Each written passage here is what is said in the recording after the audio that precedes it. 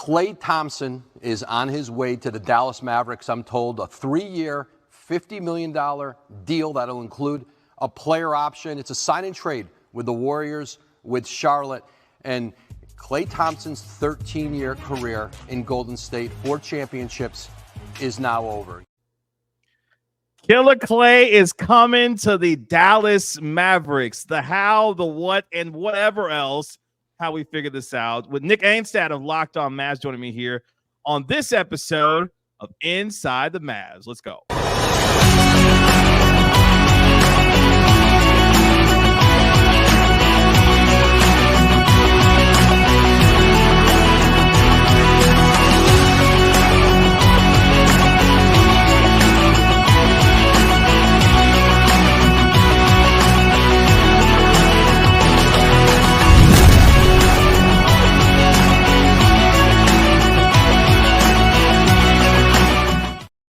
Welcome to Inside the Mavs, presented by Aura. I'm your host, Kevin Gray, Mavericks pre- and post-game host on the Dallas Mavericks Radio Network. Appreciate you joining us here for the latest episode of Inside the Mavs.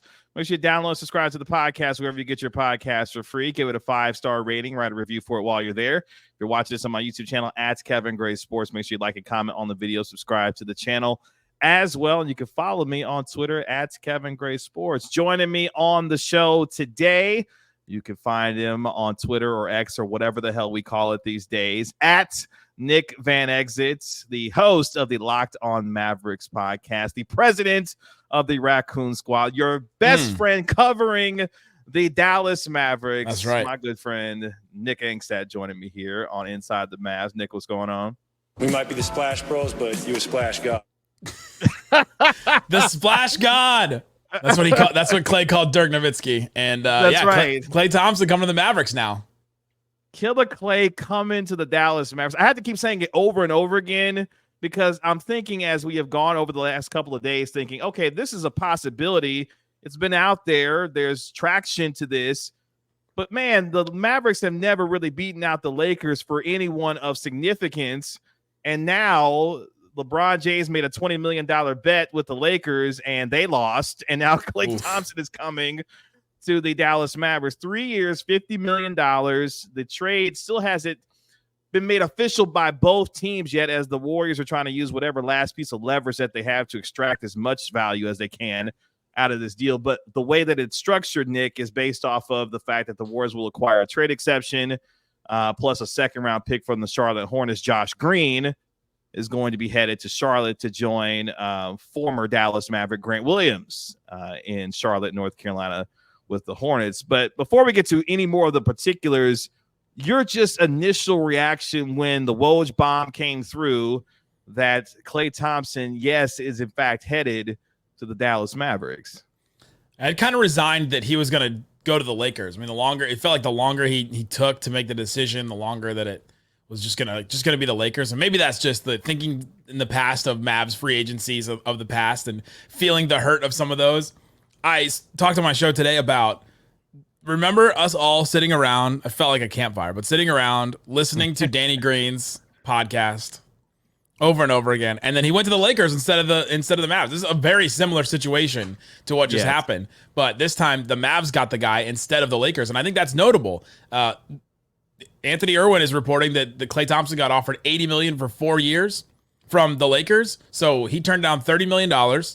He turned down LeBron recruiting him face-to-face and over FaceTime.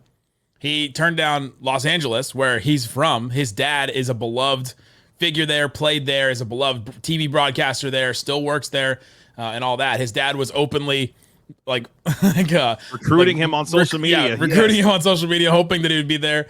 And and he was a Lakers fan growing up too. So all of that was going against the Mavericks at this point, and it being Los Angeles.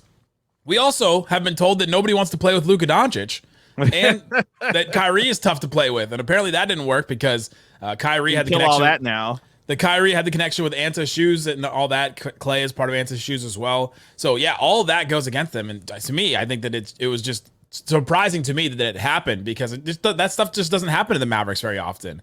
I think I saw Jeff Cooperstein say this is the best free agent signing they've ever had as a franchise. And I was like, well, first of all, it was a trade. So that's hilarious because their best draft picks of all time, Dirk, Luka, Lively, were also trades. So it's like Yes. their best draft picks are trades, and now their best free agent signing is also a trade, sort of. But yeah, So it's that makes significant. technically Kyrie the best free agent signing that they've ever had. Then is that what that actually? Well, they re-signed him, I guess. So does they that re-signed count? him. He was a free agent after whatever. They're all here in Dallas. That's all that matters. That's all that matters. They're all here in Dallas. Look, I think, and you started to hit on it because all the things that were in the Lakers' favor. Naturally, you would think, because I thought we were going to get Jalen Brunson again, where, Jalen technically, went home, went to go play with dad in New York. He's from the East Coast. He's going to be out there. He's out there with his family and all of that. Have a chance to be with his own team. All the things that come with Jalen Brunson being in New York. And I thought, okay, maybe we're going down that same road again because the Lakers are going to pull. Well, the thing is, look, Miami Heat were like, we didn't have a meeting with you. We didn't have a meeting up with Jalen Brunson. Like, what are you talking about? We didn't have that. Not on my calendar. Exactly. But the idea was, okay, Klay is going to get this pitch from the Lakers, and they're going to pull out the PowerPoint, look at you and your daddy with the baby and diapers and Laker jerseys and all this other stuff. And Klay was like, you know what? Right, I'm going to come home. But then we find out, as you mentioned, the Lakers offered him $80 million, and he actually is like, well, you know what? There's no state income tax in Texas, so I'm going to get a majority of my money when I go to Dallas. So thanks, but no thanks to California and your taxes out there. I'll go ahead and go to Texas and the Midwest and go and get me the money. But also the Mavericks making the finals, Nick, this does not happen. None of this conversation happens unless the Mavericks make the NBA finals, and you put yourself in these discussions. And as Nico Harrison likes to talk about, having a seat at the table, your team now firmly has the attention of the league. And so much to a point where a 4-time NBA champion says, this team at this point in my career gives me the best chance to win one for the thumb, if you will. And I'm going to go try that with Luka and Kyrie in Dallas. Dallas is going to get a seat at the table. That's right. That's right. They Nico. did. And yeah, this conversation doesn't happen unless the Mavericks make the finals. Like, to prove to teams, hey, we are a contender. Klay looked at the two situations and basically said, who's more of a contender? And he thought it was the Mavericks. And you can just look at the stars too. I mean, Luka is 25 and LeBron James is going to be 40 soon, and like that's a big difference there. So I think that he looked at that. But the connection with Kyrie apparently was very good. They played on Team USA together. We mentioned the Anta connection before, and so that's a little bit different than Anthony Davis probably in that connection. And then you have the proof of concept. Lakers are figuring out a new coach and all that kind of stuff with JJ Redick, and the Mavs have a coach that went to the NBA Finals now. So we have to say that. You have to say that, an NBA Finals coach and Jason Kidd. So there's a lot of stuff going against the Mavericks, but they got it done, and now have Klay Thompson. And the numbers of the deal got me to turn around on it. You asked me what my reaction was to it. Is that when I initially heard about this, I thought it was going to have to be a 4 for $80, like what the Lakers were offering. I thought it was going to have to be a $20 million per year deal. I thought it was going to have to be Josh Green and Maxey plus some picks. Like, I thought they were going to have to shell out to go get Klay Thompson. It's like half of what I thought it was going to be, right? Because he's making, in the first year, according if CBA Mavs had the estimate, he's going to make about just under $16 million in the first year, and that's 11% of the cap. Like, that is a great deal. It's less than what Tim Hardaway was going to make this year coming up with the Mavericks. So he's making less than what Tim Hardaway was making the last couple of years, and it continues to go down in percentage of the cap. And he's better than Tim Hardaway. So you get that upgrade right there. Yeah. Let's take a quick break here on Inside the Mavs and hear from today's sponsor of our video and our podcast. Let's hear from Aura. Today's video is brought to you by Aura. Do a Google search on your name and email address to see how much information comes up about you. I was devastated by the amount of information that I could be seeing searching my name and profile, and I knew then I needed to be protected for not just myself, but also for my family. Data brokers sell your information to scammers, spammers, and anyone else who may want to target you. Your full name, email, home address, health records, your relatives, it's all out there. That's why I've been using Aura, the sponsor of today's video. Aura shows me which data brokers are selling my information and automatically submits opt-out requests for me. Cleaning up my information not only helps reduce the amount of spam I get, but it protects me from hackers who could use this information to help them access my social media accounts, bank accounts, and other sensitive information. Aura also does so much more to protect me and my family from online threats that I can't see. It's really easy to set up, so I don't have to download several different apps to get things like antivirus, VPN, password management, parental controls, identity theft insurance, and more. I get everything at one affordable price. You may already have one of these tools already, but not having Aura is like locking the front door and leaving the back door wide open. Aura is always on, doing the hard work to protect me and my family so I can focus on other tasks with peace of mind. I value my privacy and I value yours. You can go to aura.com/Kevin Gray to start your 2-week free trial. Please see the link in the description. Back here on Inside the Mavs, thank you to today's sponsor of our video and our podcast in Aura with Nick Angstead of Locked On Mavs joining me here as Klay Thompson coming to the Dallas Mavericks. And Nick, one of my favorite things about the reaction to this so far, which has been for the most part universally loved by, NBA analysts and scouts and pundits who cover and talk about sports on a daily basis. But the idea is seeing all the different players that Nico Harrison has turned into what he has now, but also the different lineups that we've seen in the past now compared to what the Mavericks are going to be running out when it comes to Luka, Kyrie, Klay Thompson, PJ Washington, and Derek Lively the second versus what you may have had a couple of years ago, whether it was Luka Doncic, Jalen Brunson, Christian Wood, insert Spencer Dinwiddie, whomever you want to insert, Dorian Finney-Smith. Like, these are the lineups now compared to what the Mavericks have. I think that's been some of my favorite part of this. So let's talk about the basketball part of this, because not only do the Mavericks have Klay Thompson now, they acquired Quentin Grimes as part of the Tim Hardaway trade, sending him to Detroit. Shout out to Tobias Harris, the finesse king, with all the millions upon millions of dollars. $300 million in his career. Kevin. Yes. Almost a third of $1 billion. He's never going to sniff an All-Star game. He is what we like to call a legend at the bank, is Tobias Harris, the finesse king when it comes to NBA contracts, for sure. But now you have Quentin Grimes. You also signed Najee Marshall to a 3-year, $27 million deal. You're looking at the first 8 guys of this team: Luka, Kyrie, Klay Thompson, PJ Washington, Derek Lively, if you want to have him in your starting 5. And then your next 3, we're talking about Daniel Gafford, Dante Exum, and the last one's escaping me already. Hardy. Yeah, Omax, if he takes a leap.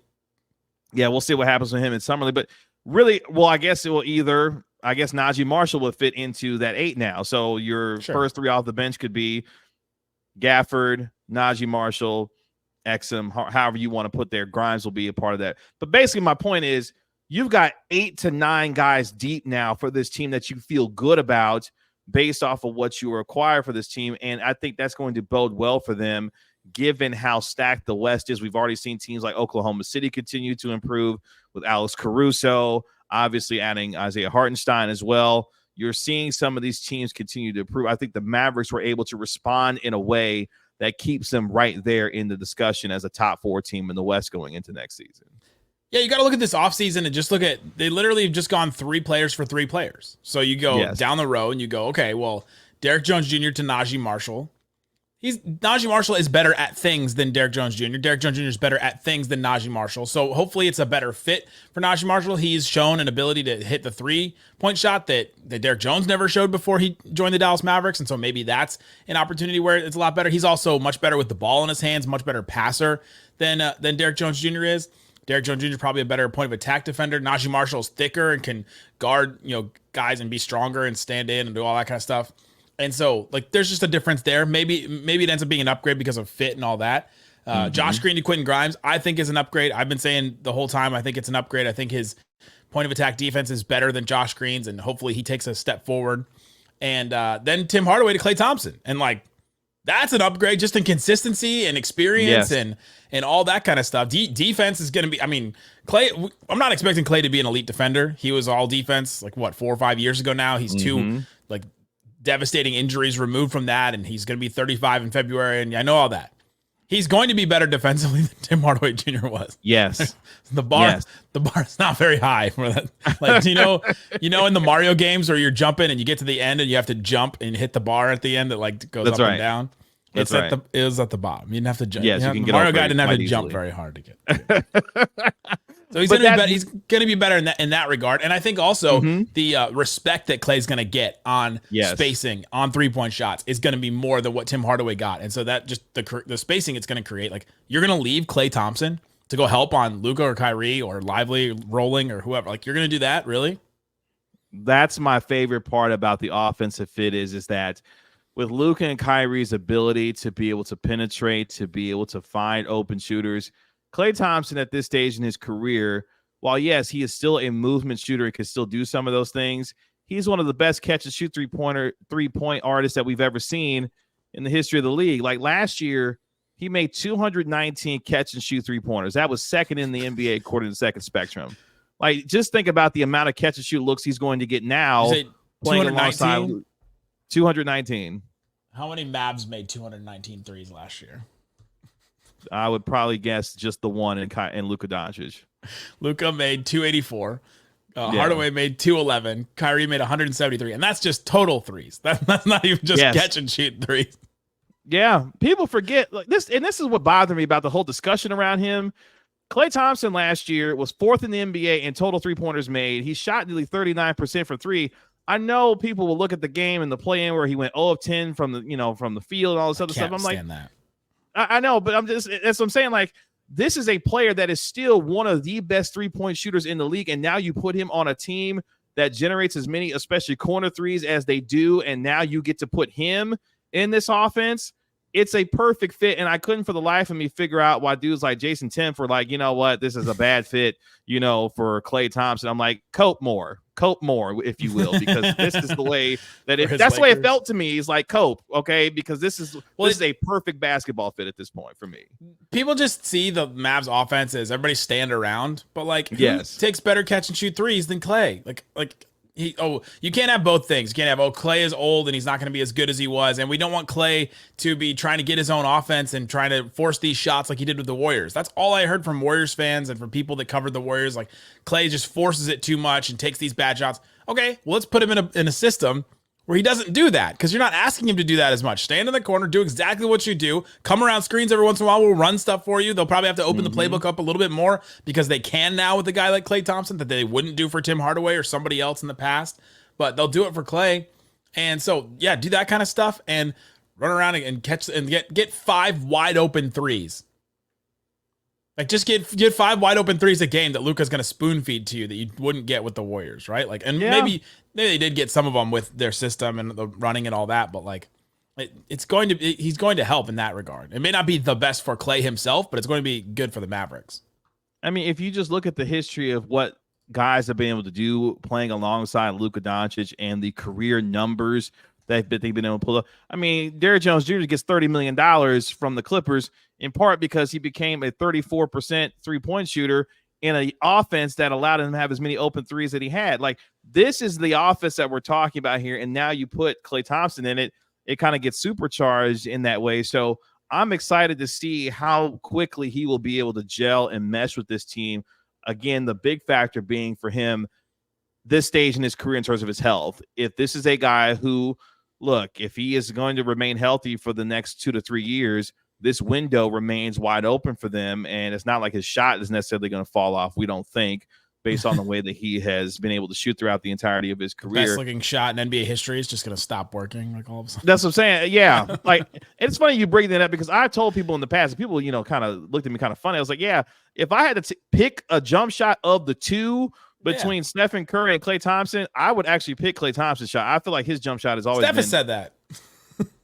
Oh, I did not know that. I had not heard that or seen it. But yeah, I would pick Klay Thompson's shot of the two if I was picking like the prettier jump shot of between Steph and Klay. But again, that just shows Steph said if you're going to teach a young kid to shoot, look at Klay's shot, not mine. Like, that's that makes sense because his jump shot is amazing. But that just shows you how amazing Stephen Curry is. My shot is broken, yet I'm.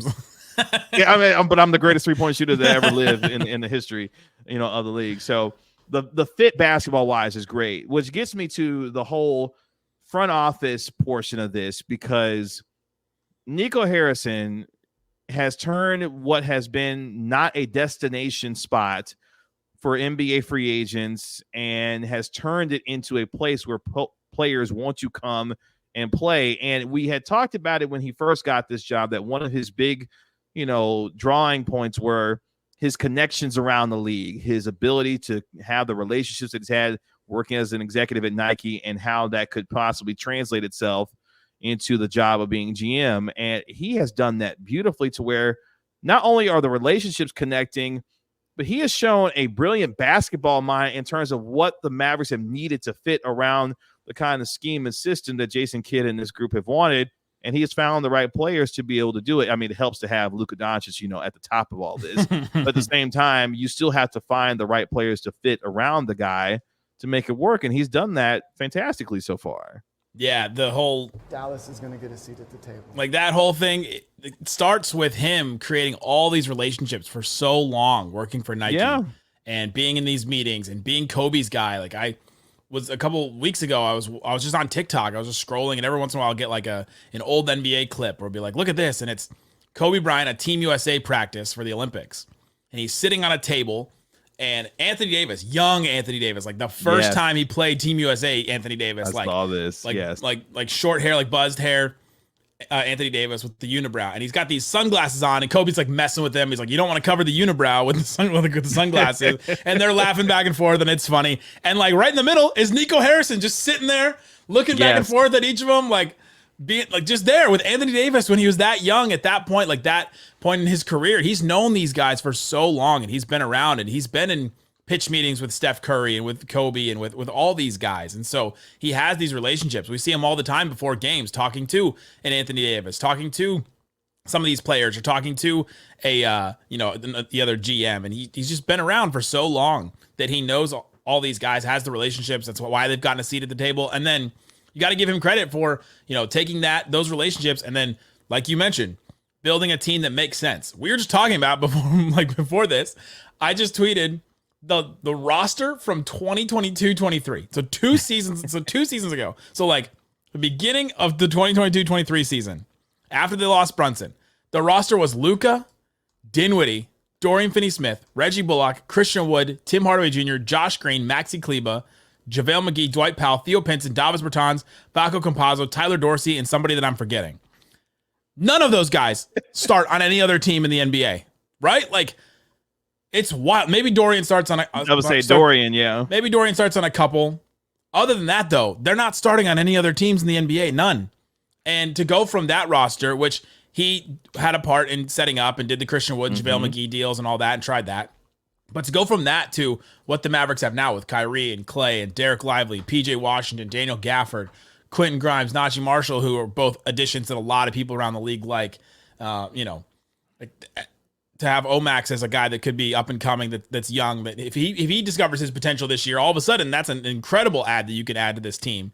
Yes. And so like to go from that 2 years ago to now, incredible. Like and to still have a couple of firsts to work with, and maybe they'll add one more guy in free agency. They've got one more roster spot and some room under the first apron, but not a lot. So it's been an incredible thing to watch. Yeah, I give this front office a lot of credit, because you look at it with Nico Harrison, Michael Finley, obviously with Andrew Baker, like this entire front office has done the creative work to put this roster together. Again, it makes it a little bit easier with a starting point to have arguably the best player in the league, on your team, and you made the NBA Finals, but it takes a lot of work to be able to find the right chemistry to put this team together. And with Daniel Gafford and PJ Washington being added at the trade deadline, one of the things that I think went so underrated and underappreciated is the fact that this team found a way to make that kind of run on the fly that they did, and really remade their identity at the trade deadline. And they were able to parlay that all the way to a finals run. That is extremely difficult to do. And now you're going to give this group an entire offseason, adding now the championship experience of a Klay Thompson to this group already, with Kyrie Irving being there as a champion as well. And now Luka having a chance to have experienced the NBA Finals. This is a scary team based off of what they've learned in terms of their experience, but now being able to marry that with another player that provides them something that they desperately needed during the playoffs, and particularly in the NBA Finals, which was someone that could, knock down a three-pointer with some consistency. And now they have arguably, I would say, the second greatest three-point shooter that the history of the game has ever seen that way. Probably, yeah. And another scoring option, another guy that can do that. But to the Nico Harrison point, like, He just has done something at every turn, every free agency, every draft. They didn't have a pick. He got Jaden Hardy. They didn't seem like they had any moves in front of him. He gets Najee Marshall, gets Quentin Grimes, makes that happen. Every single turn, he's done something and keeps moving this roster forward, and he's not been afraid to make huge moves. The Kristaps Porzingis trade was one of the first huge moves he did, where he traded Porzingis, who was an all-star and was a big part of this team, for Dinwiddie and a bad contract in Davis Bertans, and he took that risk, and it didn't look like it was going to work out at first, and you're like, wait, why did they just do that? They just did it for financial flexibility and Dinwiddie, and then all of a sudden they go to the Western Conference Finals, and you're like, oh, okay, everything worked out. It's fine. Everything's good now. Everything's good now. Everything's good now, yeah. He just kept making it work. And you give him credit for taking big swings at it, because he continuously took the swings at it to make it happen. Kyrie. Well, yeah, Kyrie, leveraging that relationship and him believing in him and trusting the infrastructure that he and Jason Kidd had built to absorb Kyrie Irving into it. That was just another example of, look, this can work here. And one of the things as we get ready to end today is we heard reported that Klay Thompson wanted to feel respected. He wanted to feel wanted during this process, and that he wanted to be somewhere that felt like was going to give him the chance not only to win a championship, but feel like he was part of a quote-unquote family at this stage in his career. And the Mavericks have been able to prove that over the time that they've had Kyrie Irving so far, to be able to feel like Klay could have that kind of confidence here. It's just, again, speaks to the structure that they've put in place here. And that doesn't start unless you have someone like a Nico Harrison and, yes, a Jason Kidd to be able to build that. And then your superstars and Luka and Kyrie believing in it so much that it's becoming successful. And now Klay Thompson wanted to be a part of that in that way to finish it off. I think the culture is going to be good for Klay Thompson. Get out of I agree. He's been there for so long. Some of that wears on you. It's like live with a sibling for too long, or have a roommate for too long. 13 years there. 13 years. A long time. It's a long time to be hanging out with Draymond Green. Let me tell you. I mean, 4 titles kind of helps with some of that, but yeah, the idea that you spent when you've seen him punch a teammate, and it's probably not the first one, you go, all right, when do I get the punch? When is the punch coming for me at this point? And so I think it'll be refreshing to come over and not have a huge personality like that, right? Like they had Grant Williams and he's gone. They don't have a huge personality like that. And I think that could be refreshing for Klay. It is a pretty chill team. They get together. They want to win basketball games, and they're for each other and all that kind of stuff. And we saw what happened to Kyrie Irving when he went from Brooklyn to Dallas and just got to chill and focus on basketball. And he was like, wow, this is great. Like this, it's great. It's great, dude. Basketball dude, around it's here. It's great. It's great, broski. Bro, name it. It's great. It's great. It's great, bro. It's great. It's great. This life's great, bro. I have no complaints. I don't. That was Kyrie sarcastically when he first joined the Mavericks on a Twitch stream. Yes, and, I remember. Now he's a lot more happy, I think. You were the professional Kyrie social media maven at that point. I remember. It was amazing. It was amazing. I was like, wow, he's just gonna stream live. I was like, literally anything could happen right now. And you were all over it. Anything it's like Kyrie's eating habits. Kyrie's this, like Nick was all over it during that initial time. I wanted to know it all. I was like, what is he gonna promote? He'd just be listening to music sometimes. Sometimes he'd just be probably like, why he likes it here, because you wanted to get to know Kyrie the person. Look at you setting an example for us. I mean, I did not know Kyrie the person. I'd known Kyrie the actions. I did not know Kyrie the person. And you did all the investigative work to help us find that out by sitting and watching Twitch. Exactly. Nick, tell the folks they can find you. What you got going on, man? Locked On Mavs, YouTube, podcast everywhere, at Nick Van Exit on Instagram, TikTok, Twitter. Appreciate you. Nick is your best friend covering the Dallas Mavericks. He does a tremendous job. He's a madman. He hit me the other day, said, hey, I was like, hey, good job, putting out that one podcast. Like, I almost did 3 of them because Luka played, with Team Slovenia against Brazil. Still haven't caught up on wait, that what? Maybe I'll do that today. This is my last Kyrie drop. That's it. It's me versus the machines. The Matrix is taking over. That's it. They want us to be perfect. Basketball isn't perfect. It's beautiful. That's right. He did that. Wasn't there a practice one day? Yeah, it was a Mavs social media clip where they have like a screen on the wall that tracks their shots during practice, and so Kyrie was shooting like 98% or something like that, and he shows the wall, and that's it. It's me versus the machines. Oh, Kyrie! Imagine Klay with that tracker. Oh my gosh, look. Watching 3-point practices with this team now is going to be so much fun. It's going to be. They don't have that bell anymore. That was a Rick Carlisle thing, right? Where they used to have like this bell, like the dinner bell that you would like ring, like with the rope that sticks out of it. And Daryl Armstrong, the coach of the Mavs, they would do a 3-point shooting thing where you'd go around the world twice basically, and however many shots that you hit, and he would ring it if somebody was perfect around the rim. And they would ring it all the time with Klay now, I bet. Yes, I'm sure it would happen all the time. Nick, thank you so much for joining me here on the show, man. I really appreciate you, man. I need a recovery beer. Oh, me too. It's been hot today. I need one myself for sure. That'll do it for this episode of Inside the Mavs. Again, thank you to Nick Angstead of Locked On Mavs for joining me here on this episode. Make sure you download and subscribe to the podcast wherever you get your podcast for free. Give it a 5-star rating, write a review for it while you're there. Make sure you like and comment on the video and subscribe to Kevin Gray Sports here on YouTube. And you can follow me on Twitter as well at the same at Kevin Gray Sports. Of course, I'm your Mavericks pre- and post-game host on the Dallas Mavericks Radio Network. This has been Inside the Mavs presented by Aura.